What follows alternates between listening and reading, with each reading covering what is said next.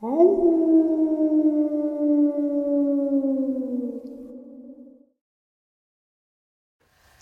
and salutations, everyone. I hope everyone is doing well today. Today I have one hell of an upload to start this day off with. And you know what today is?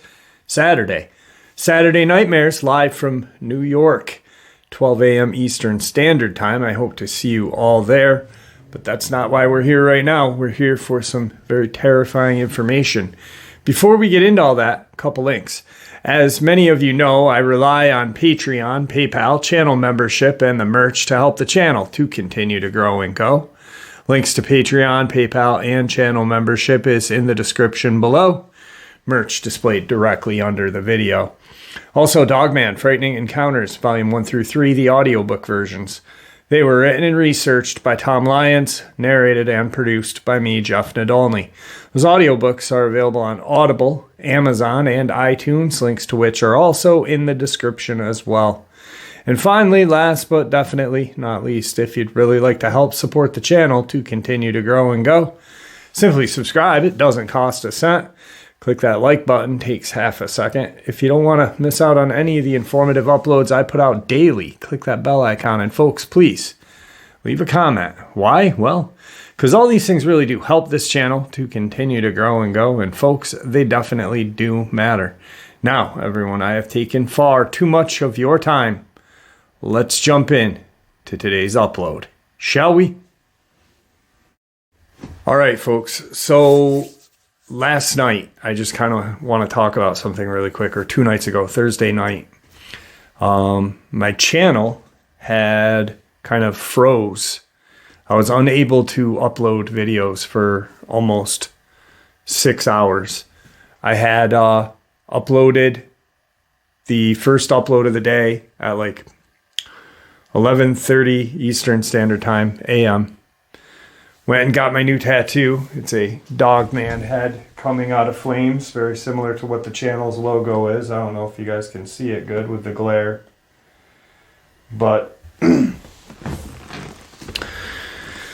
home, go to upload, and my channel would not work for 6.5, almost 7 hours. I couldn't upload a thing. I contacted my YouTube representative via chat, and apparently there was some sort of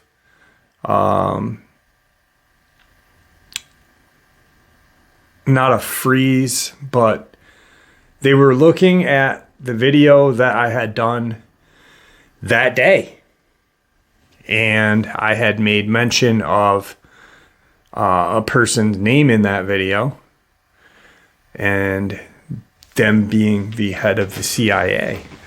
And that's the only thing I can think of, because I've never had anything like that happen.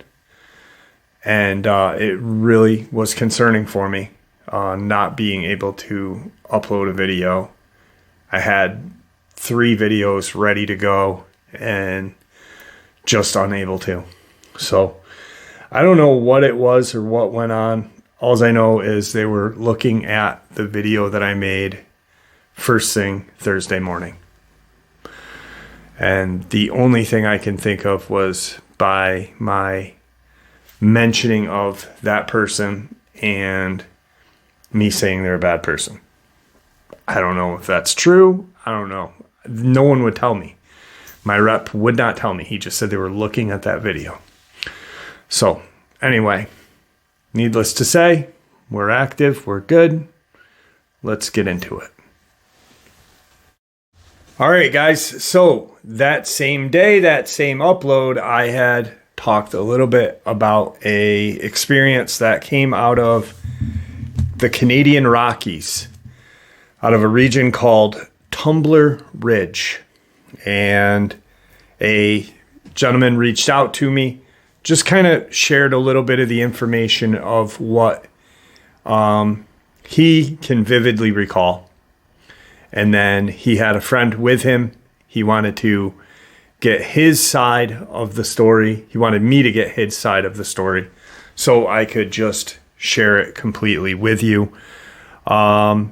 Tumblr Ridge is in the Canadian Rockies. It's in the middle of the Canadian Rockies, deep. And it's a municipality.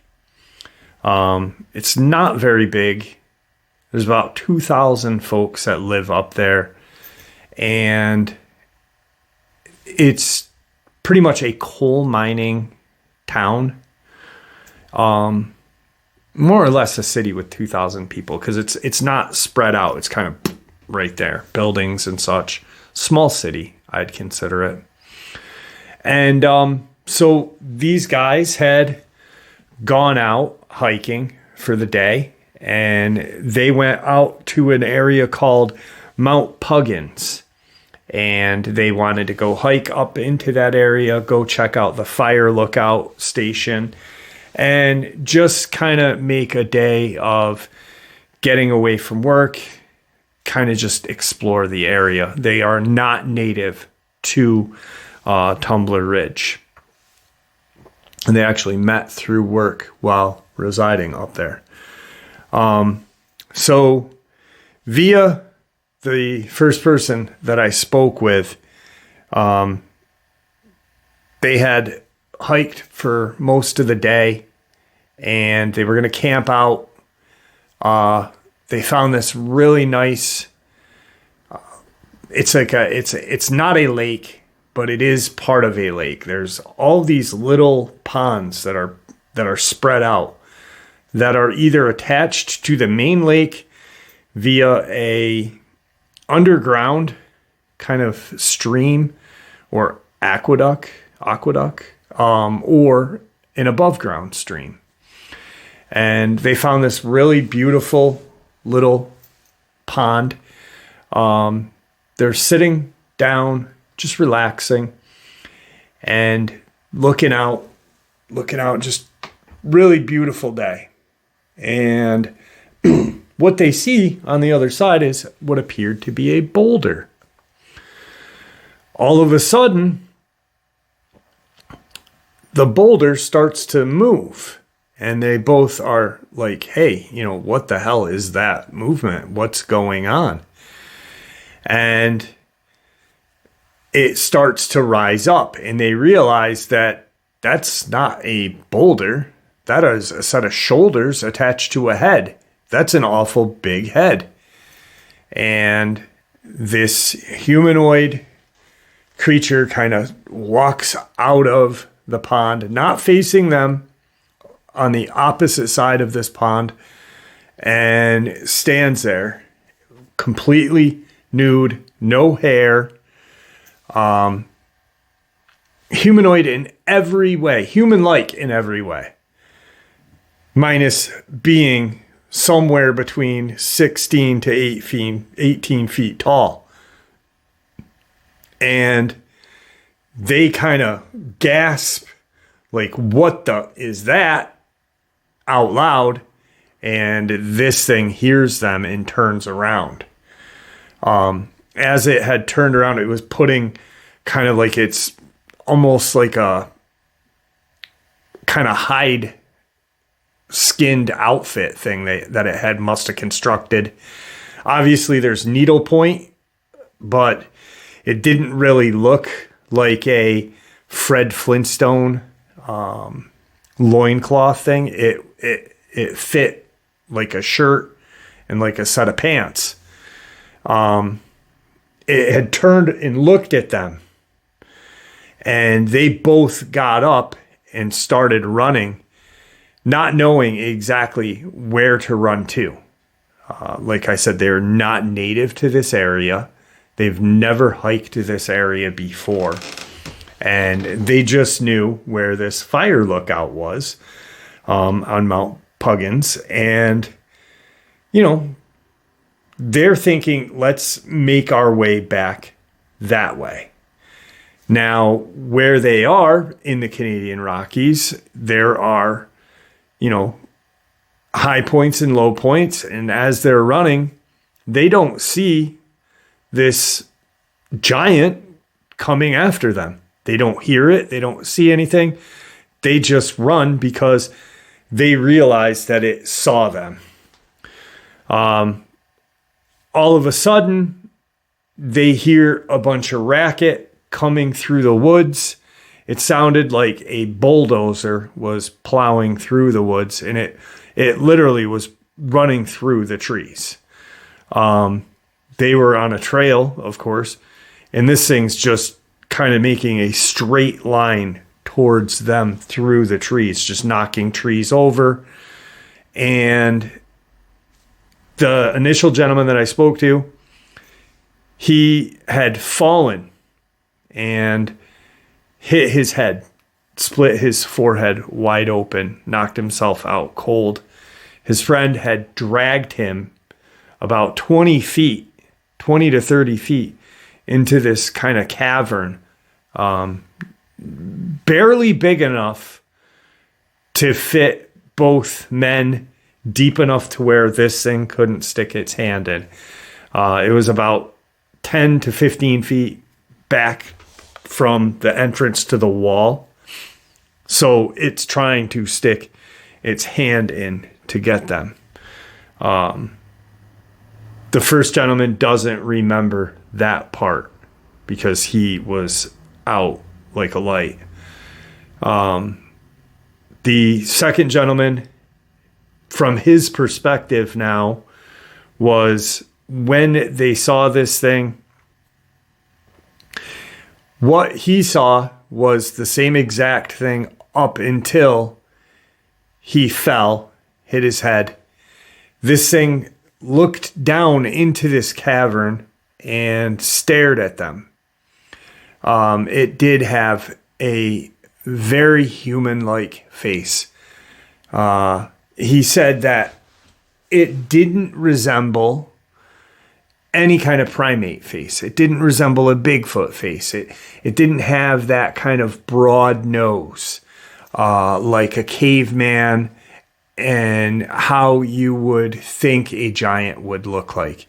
He said that it had almost Anglo features to it. It was very white. It had kind of this sandy blondish hair. Not blonde and not brown. So just this sandy blonde hair. And it had green eyes when it looked down through this cavern opening at them. It's sticking its hand in trying to get their legs or any part of their body. He's trying to keep his friend's legs away, hoping that his friend will wake up and not freak out and kick his legs out or kick him out, in a state of panic. His friend does come to at some point when this creature has now stood up, and all you can see is its feet and about up to its shin line. And it starts walking kind of around. He can see it kind of almost like do a 360. They can feel the vibration behind them, like it's looking for a back entrance to this cave to see if it can pull them out. It comes back and it has a stick, like a tree, pretty much a tree. It'd be a stick for us. This thing's 18 feet tall. And it's jamming it in. He had gotten hit 2 or 3 times and received broken ribs and some lacerations on his chest. Finally, the thing kind of gave up and started to walk away. His friend is now awake, bleeding, and they are kind of stuck where they're at. They can't go out because they can't see. They can't see outside of this cave. So he kind of reaches into his pack, gets his first aid kit, tends to his friend's head damage, starts tending to himself, and realizes I'm having a hard time breathing. This thing broke some ribs, like sticking that stick in there. We need to get out of here, or I'm not going to do well. You know, my running ability is screwed at this point. But he is more coherent than his buddy, the first guy that I had spoke to, because obviously he's concussed. He then crawls to the entrance of the cavern and looks out, and he doesn't see a thing. It's starting to get dark. They got a couple of hours left of daylight.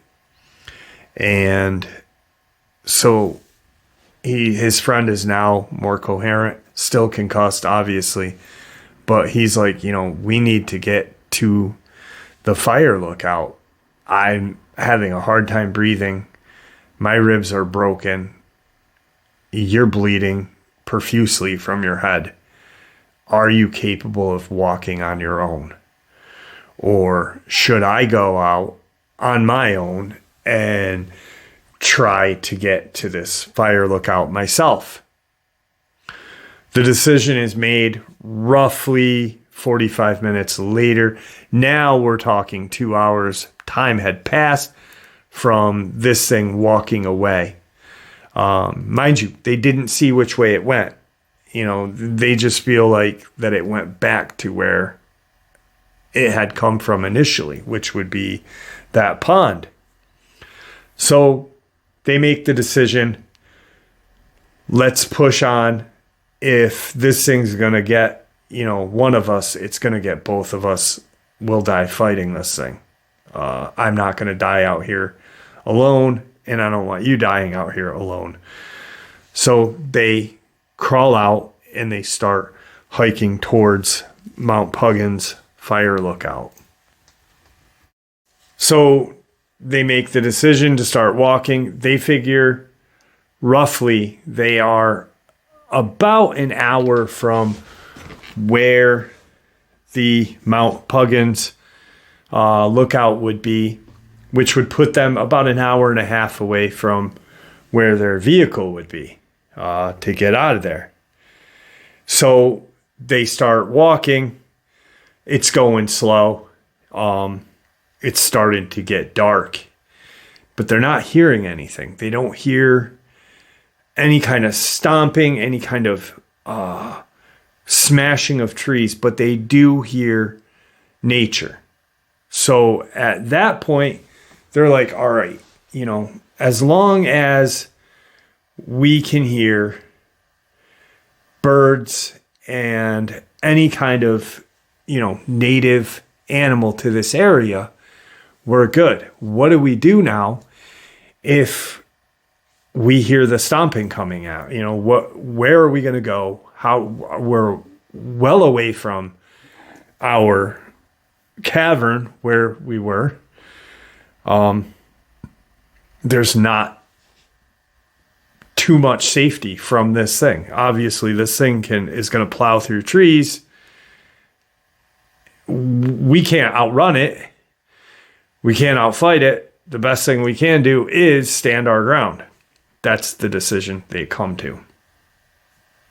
And they start, you know, they're half an hour in, and they start to get this just really weird feeling like, haven't we seen this embankment before? Or did we pass this cliffside 20 minutes ago? Just this kind of deja vu feeling, like very strange, like we've been here. Are we going in circles? Obviously we're not. You know, they got a compass with them. They know, you know, they're going in the right direction.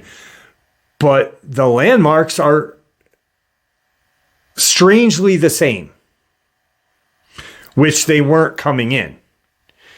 So they are now getting nervous. They can still hear nature's life. But now they're freaking themselves out because of the landscape looking very similar to places they've passed, 20 minutes ago, 15 minutes ago, and they just keep walking. They keep walking the way the compass is telling them is the way back to Mount Ruggins. They get to this area, and the second subscriber that I talked to, he now realizes, okay, I've recall this place, but I recall it from earlier today. Maybe it's our brains, telling us that this, and that was what we passed. But later on, after they get out of this area and they do get home safely, they start to discuss it, and it gets real strange. They can see now in the distance the fire lookout, and they're both like, we're good. They've got about 20 minutes to, the speed they're walking, 20 minutes to this fire lookout. It'd be 10 minutes for someone who's not hurt, someone who's not dealing with, being concussed, and someone who doesn't have broken ribs. Now they are halfway from where they initially were when they first saw it, and they look over to the right side where there's a mountain chain. It's part of this mountain ridge, part of the Rockies, the Canadian Rockies. And they realize that the silence has struck. There is no noise. There is no wind. There is no call of the birds. There's just nothing. And they both start to get, they both realized it at the same time. And they get really freaked out. And they stop, and they're starting to look around, thinking this giant is going to come out of the woods and just grab them before they get to the lookout. And the first subscriber is like, I'm okay. Let's, keep walking. We're almost there. Second one, the one who saved the guy that I spoke to initially, says, let's go. You're right. Let's go. We're not hearing anything other than the silence. We'll keep pushing on. They are approximately a football field length away from the fire lookout, and they hear this kind of wail behind them. It didn't sound like a howl. It didn't sound like kind of anything they had ever heard. They both have looked into different calls. They've both listened to, audio from different areas of people saying, this may be a Bigfoot, this may be a Dogman. What is this shriek that I caught? It matched nothing like that. But when they hear it, they get this just weird kind of dizziness that falls over them. And they both turn and look, and standing probably another football field away, so, smack dab in the middle, right the way they came, is this man, a humanoid, a man, wearing what appeared to be like this gray kind of, not a suit, but just a shirt and gray pants, just gray, very not black and not white, just very uncolored, no blue, no red, but not black or white either. Just this plain kind of terrifying color. And that was the word that the gentleman, the second guy that I talked to, said, it was almost like it lacked in good and evil. Good you associate with white, black, pitch black is evil, and color is human, is, the in between. And all of a sudden it does this wail again, and they can physically feel it hit them and kind of push them back a little, almost like infrasound would, but they can hear this very abnormal sound. And what they see next, they don't know what or how to classify it, because it stood there and it appeared to be wings just spread out from behind this thing's back, and it just took off straight up into the sky and went back towards the way they had just come, back towards where this giant was at. And at that point, they turn and they watch it fly.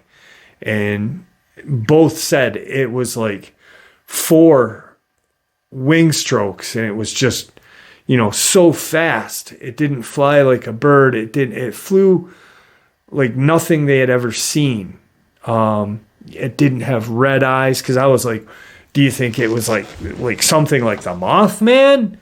And they were like, no, it had human features. It didn't have glowing eyes.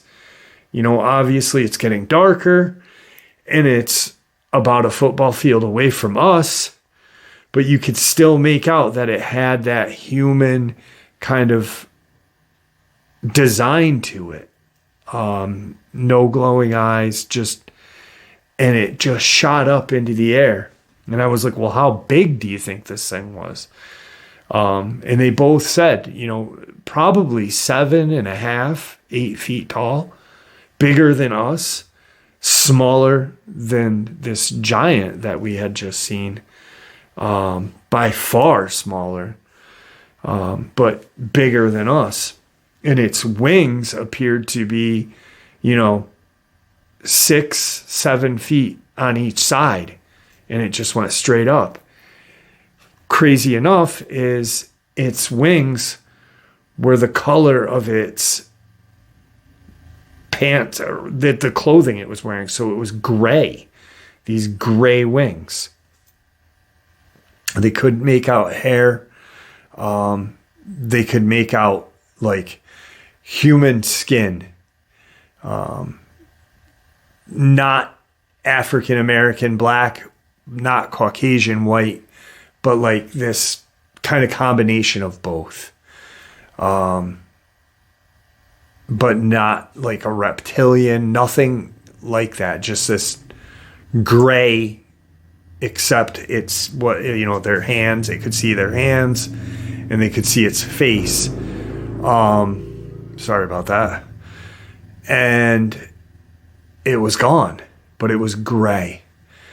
They get to the lookout and there is a fire ranger there. And he is, runs up and sees them. And the guys are like, did you just see that? And he's like, no, what are you talking about? And they're like, didn't you just hear that like kind of wailing? And he's like, I didn't hear a thing. What are you talking about? You're bleeding. You're freaking hurt bad.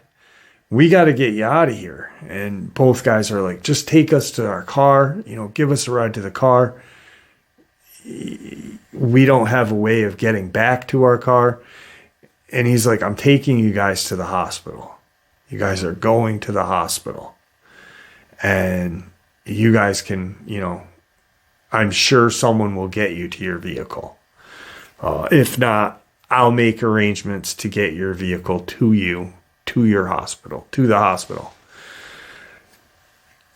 They get in the vehicle and they kind of start asking the ranger questions. Like, they do not say anything about the giant, nor this humanoid with wings that just watched them. Literally was just watching them. And, did nothing to cause them harm, but did cause fear. Because obviously you're going to be, it's going to startle you. You just got chased by this fucking 18-foot monster. And then here's this humanoid that's gray and it's got these wings and it goes straight up and gone. But they hint around to Bigfoot or the paranormal. And, he kind of laughs and says, this area has a history of playing games with people's minds. But I myself have never seen anything out here. I've had some weird feelings, but I've never seen a Bigfoot or any kind of, ghost, any kind of monsters, just weird feelings. They get to the hospital and they are treated for broken ribs, lacerations, concussed laceration on his forehead. And they get admitted overnight. They are in separate rooms and they are, resting. The next morning they figure out, hey, the ranger he had, another ranger come with him to bring your vehicle back. It is in the parking lot out here. When you guys get discharged, we'll give you the keys and you can go home. Soon enough, they're discharged and they head home. They keep everything that happened to themselves, but they discuss it. Like, that was a giant. Yes, they agreed that it was some sort of giant. They start to look into humanoid creatures with wings. But then they start to realize, like, this wasn't like a gargoyle. This wasn't how the people describe the Mothman. Because they're looking at different explanations and sightings of whatever. But minus it being gray, being this neutral color, and having that powerful, like, wail, like just this whoosh,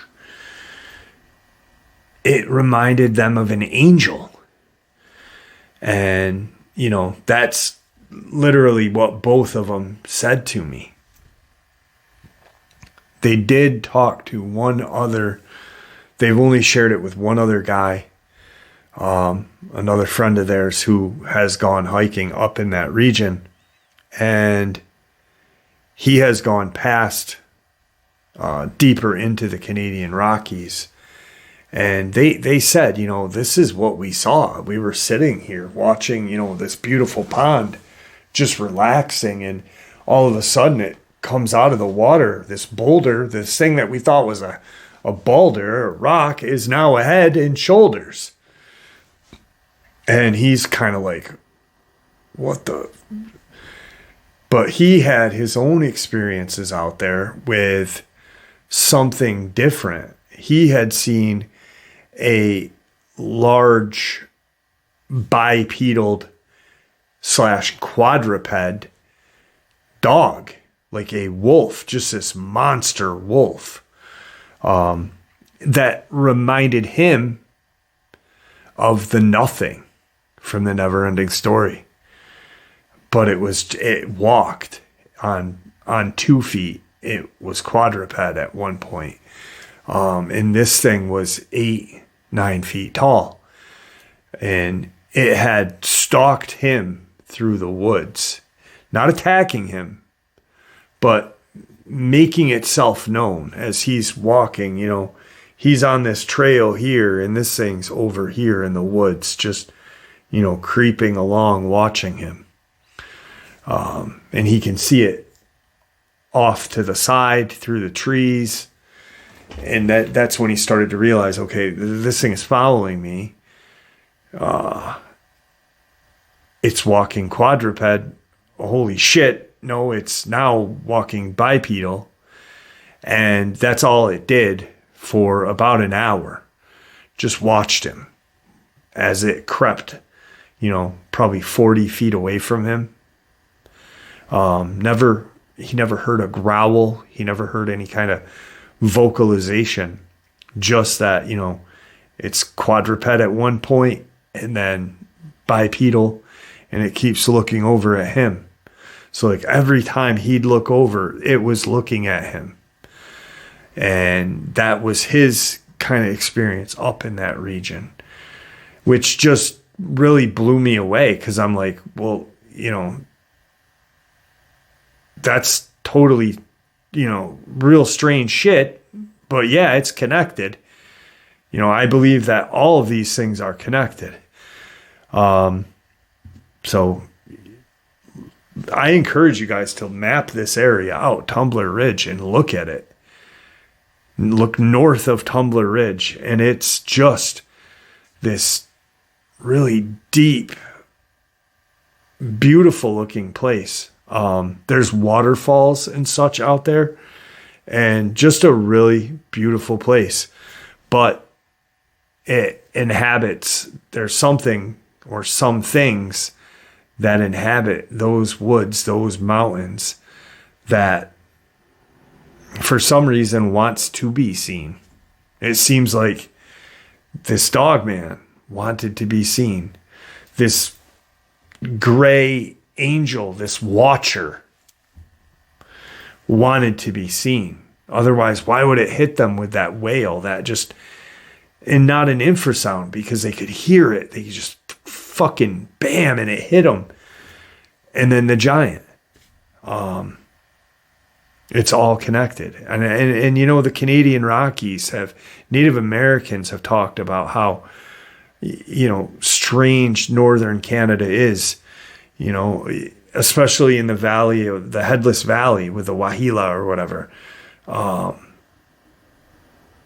And Rene Levasseur, there's some really, really obscure and dangerous stuff going on up there.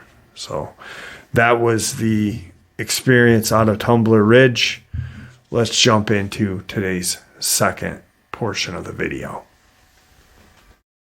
All right, so as all of you know, a huge part of my obsession is deep underground military bases, Dulce.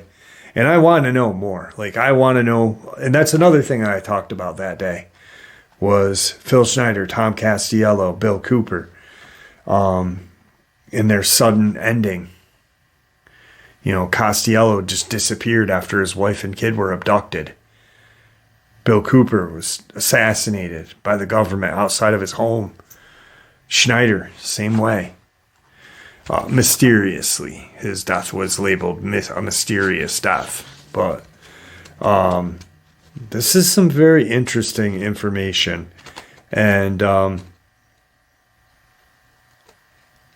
it really does kind of put a little more light onto the mystery of Dulce. So, the following information on subsurface anomalies and the Dulce base was compiled by researcher and explorer John Rhodes. Legends from different parts of the globe all tell of an underworld inhabited by mystical beasts of varied forms. I believe that the reptilian race still resides to this day underground, hidden away in dark crevices of the earth and in the depths of our ocean. The evidence supporting this proclamation is also available through recent reports and historical documentation. In the 60s, a subterranean nuclear blast occurred about 30 miles southwest of Dulce, New Mexico, right off of US 64. This nuclear blast was conducted under the umbrella of a project Plowshare and was named Gas Buggy. It has recently been alleged that this particular subsurface nuclear blast was used to create a hollowed out chute or chimney for development of a substation for a super secret tunnel system attached to the underground Black Book project base. According to the infamous Tom Castello, another hero of mine, a former Dulce-based security technician, this particular underworld city is a highly secretive base operated by humans as well as reptilian aliens and their worker caste. The commonly encountered Greys, it is here apparently that the multitude of experimentation projects are carried out, primarily genetic experimentations on kidnapped men, women, and children. There are a myriad of other specific science projects taking place at Dulce, including, but not limited to, atomic manipulation, cloning, studies of the human aura, advanced mind control applications, animal and human crossbreeding, visual and audio wiretapping. The list goes on. Dulce, New Mexico is a strange place indeed. It's a sleepy little town perched upon the Archuleta Mesa, just south of the Colorado border in northern New Mexico. Tourists pass through it sometimes, see little more than life in the town, other than that of a scruffy dog lazing spread out alongside the dirt road. Some claim that upon entering the town, black vehicles with heavily tinted windows tailgate them until they are outside of the city limits and heading out of Dodge. In addition, several other sources who wish to remain anonymous reported oddities in their work with Operation Plowshare during the 60s. The project was created under the guise of the use of an atomic bomb during peacetime and forged ahead under the umbrella of natural gas exploration. In fact, several of these multi-kiloton blasts were used as a rapid way of developing huge subsurface chambers for the facility development. It is then reported that technology to clean radiation is available and already in use in such projects. While I lectured Friday, August 13th of 93, this would be John Rhodes, in Las Vegas, I made public for the first time ever the floor plans to the levels. Oh no, this is Castello. When I lectured on Friday, August 13th, 93 in Vegas, I made public for the first time ever the floor plans of levels 1 and 6 of Dulce. These floor plans were reproduced from the originals that were handed to Tom Castello's friend. However, believes that it's time to begin revealing the missing pieces. Sorry, while I was reading that, I kept hearing something out behind me. All right, these floor plans were reproduced from the originals that were handed to Tom Castello's friend. This friend did not previously release the floor plans because they were being used as verification device to the claims of abductees that say they were there. To date, the originals have verified and disproved many stories circulating the field in ufology. This friend of Tom Castello, however, believes that it is time to begin to reveal the missing pieces. The Dulce base floor plan was illustrated as per the originals by Tom Castello, and I released it during my lecture in Vegas. Its layout, when inspected carefully, appears to be extremely strategically planned. From a vertical viewpoint, it resembles a wheel with a central hub and corridors radiating outward like spokes. This hub is the focal point of the entire base. It is surrounded by a central security that extends through all levels of the base. So imagine a wagon wheel Like you're looking down and you're looking at a wagon wheel, and then another wagon wheel, and then another. And you look at 7.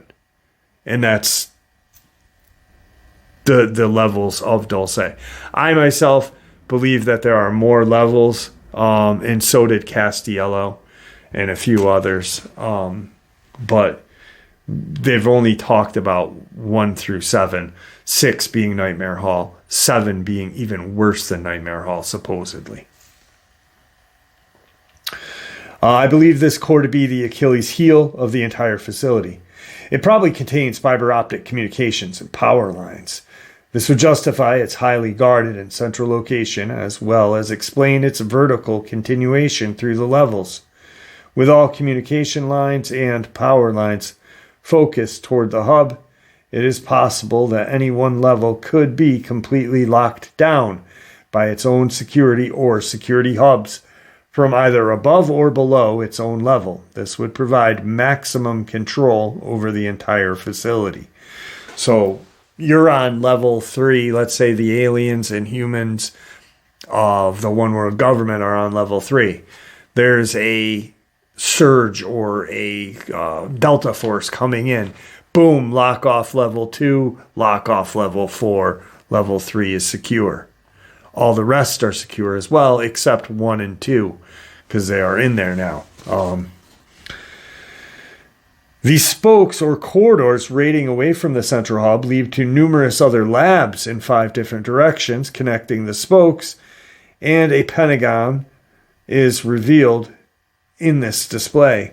From above, the base resembles the layout of the Pentagon in Washington, D.C., complete with halls, walls, and military insignias. Since we do not have the exact heading on these coordinates, magnetic alignments are impossible to determine. When viewed laterally, its appearance takes on a look of a tree with a trunk at the center of its floors extending outward like branches.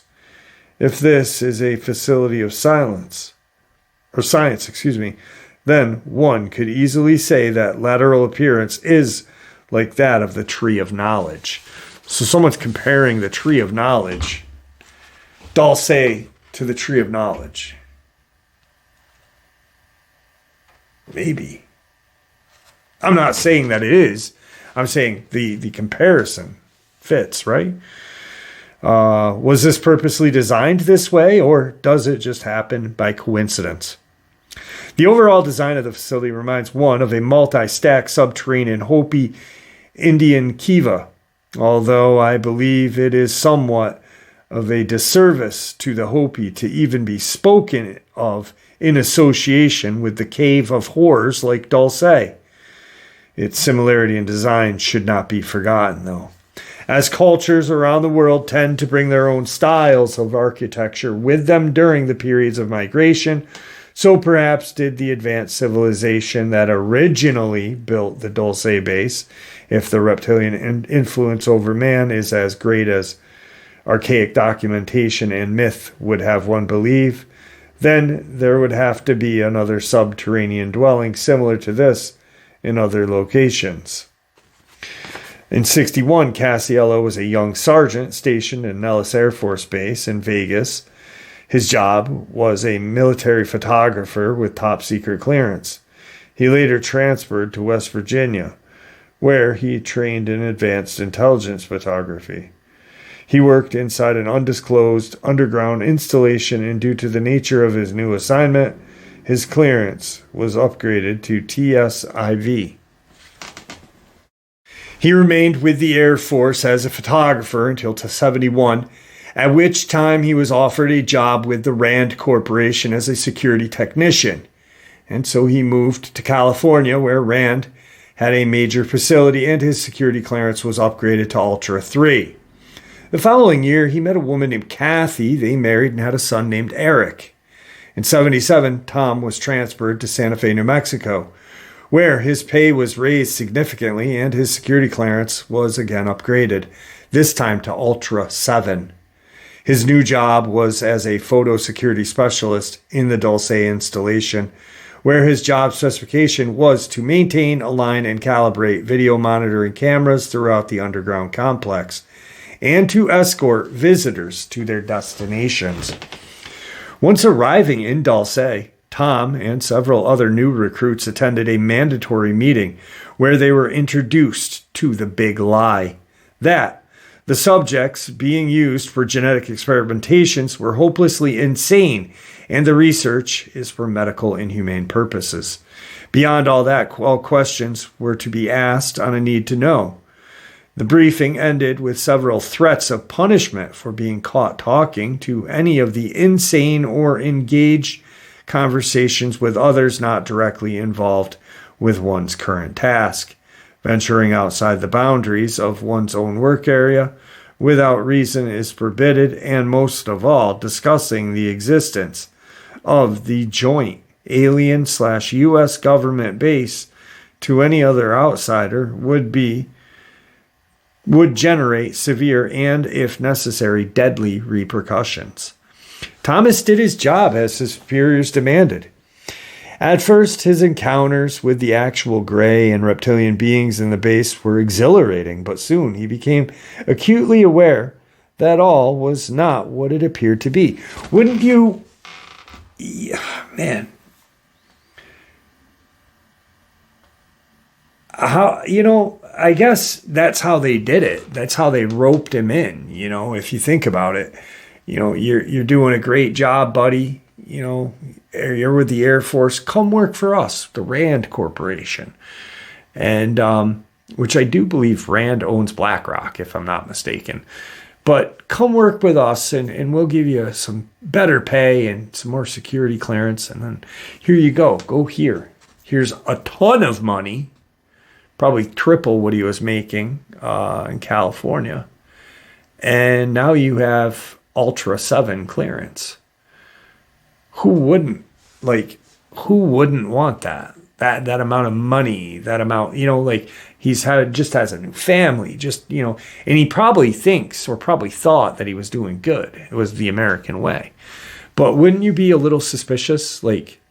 Don't say shit about these reptilian monsters or these grays that you see. I see a reptilian, I'm immediately going, that's a monster. Why are we hanging out with monsters? Anyway. Thomas slowly began to sense that there was an underlying current of tension existing between some of the personnel and himself. Once in a while, he would walk around the corner, interrupting a series of discussions between coworkers, and as Thomas, a security officer, these talks would die off into a short murmur, and the individuals would part company. One particular day on his job, he was going to a various place on the base to align the security monitoring cameras. When it was necessary, this afforded him the opportunity to venture out and witness things that would stagger the imagination, what I was just talking about. Later, he was reported seeing laboratories that investigated the following: auric energy fields of humans, astral and spiritual body voyaging and manipulation, psi studies, advanced mind control analysis and application, human brain memory recognition, acquisition and transfer, matter manipulation, and human/alien embryonic cloning. That's enough to scare anyone. Rapid human body replication by use of energy/matter transfer, complete with an individual's memory from the computer memory banks, and other scientific advances. Once in a while, Thomas would see some of the horrific genetic creations that were housed in separate sections of the base. These, he knew, couldn't have had anything to do with mental illness or health research. Thomas did not want to look any further. For every time he discovered more pieces to this underground maze, it became more and more overwhelming to accept. His curious mind, however, implored him to search for the truth regardless. One day, Thomas was approached by another employee who ushered him to the side. Here he was approached by two other gentlemen that whispered the most horrifying words. The men, women, and children that were said to be mentally retarded were, in fact, heavily sealed or sedated victims of abduction. He warned the men that their words and actions could get them in big trouble if he were to turn them in. So these guys already know, hey, this is the security guard. We shouldn't be telling him shit. What if he turned us in? We're going to be killed. But they trust him. They trust him because they kind of see who he is. They know he's a freedom fighter. They were right. Thomas didn't turn them in. Instead, he made dangerous decision to quietly speak with one of the caged humans in an area called Nightmare Hall. Through their drug-induced state, he asked their name and their hometown. Thomas discreetly investigated the claim of the insane human during his weekends out of the facility. He discovered through his research that a person had been declared missing in their hometown after vanishing suddenly, leaving behind a traumatized family who followed dead ends and trailed flyers. Soon he discovered that many of the hundreds, perhaps thousands of men, women, and children from all areas of the world were actually listed as missing or unexplained disappearances. Thomas knew he was in over his head, and so were several of his coworkers. All he could do until somehow the situation changed was to be alert and extremely guarded with his thoughts. The Greys were telepathic, and they could read his mind. In 1978, tensions grew within Dulce. Several security and lab techs began to sabotage genetic experiments, increasing frail nerves and paranoia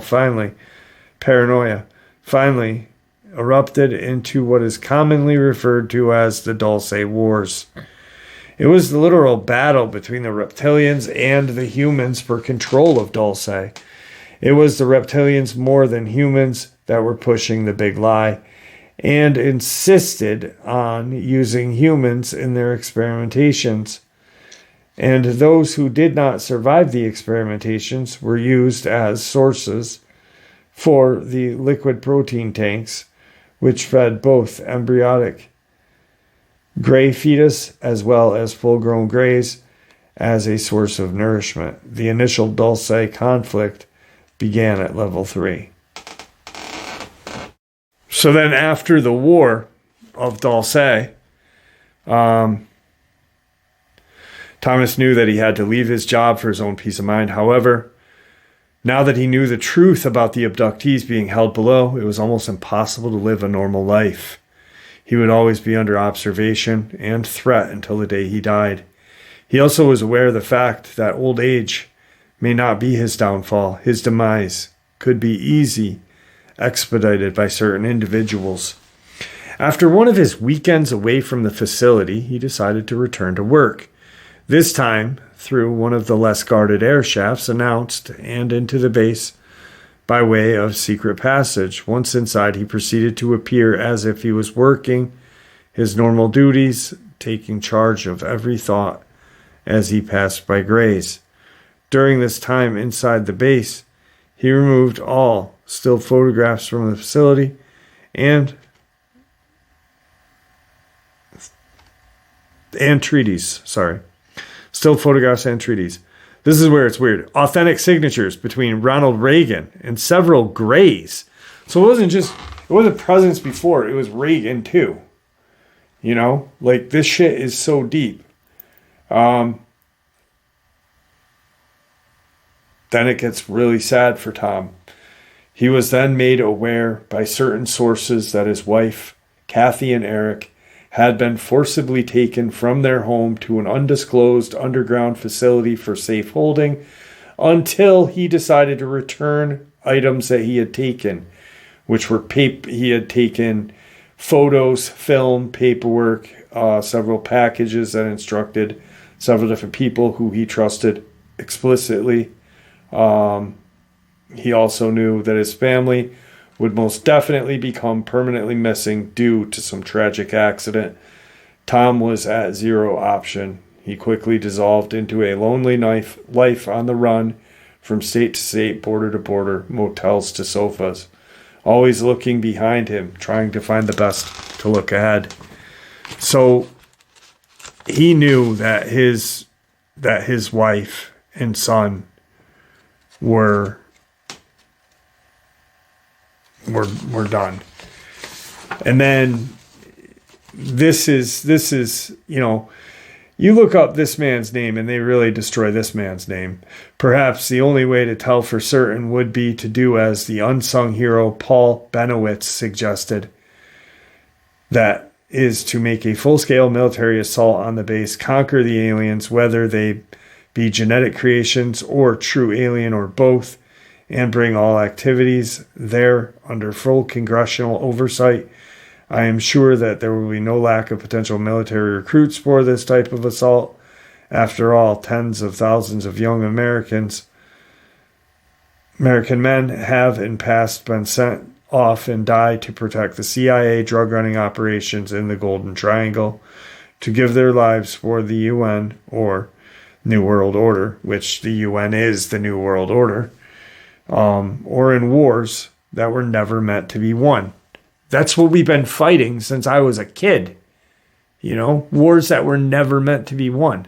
Vietnam, Afghan, Iraq. We won because we pulled out and we fucked everybody up. But did we win?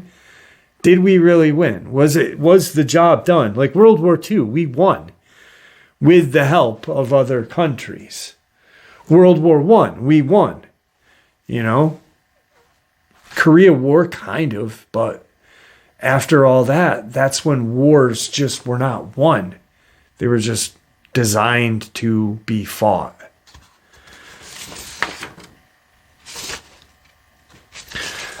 This is something interesting. I just want to share this one bit of information really quick and then end today's first upload off with this. So I don't know if you can see how thick this is. This is a interview that was done with Tom Castello. I had shared one on my channel. I can't read this entire thing tonight, and I'm not going to even try. I'll probably do it in like the daytime when I'm wide awake. But I want to end this upload with a real thinker. Tom Castello replies, "They didn't try to create hybrids. The humans at the base did try to create hybrids. As far as Thomas knows, in line of experimentation was a failure. He didn't see alien-human hybrids. He saw alien-animal hybrids." So they didn't create alien-human hybrids. What they created was alien-animal and human-animal hybrids. So the crawler,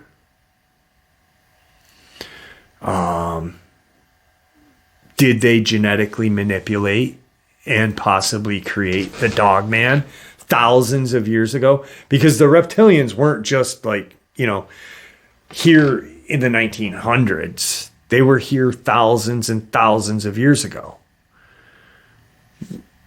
Were these monsters created genetically? And if you think about that, thousands of years ago, these aliens being here underground had the capability to create things like that back then. That explains a lot of what went on in Mayan civilization, Egyptian civilization, both said to have stargates, both said to have these unique powers of whatever. There is proof of there being a nuclear explosion in Egypt thousands of years ago. These things have been here for a long time, and they've been experimenting with things that are evil, pure evil.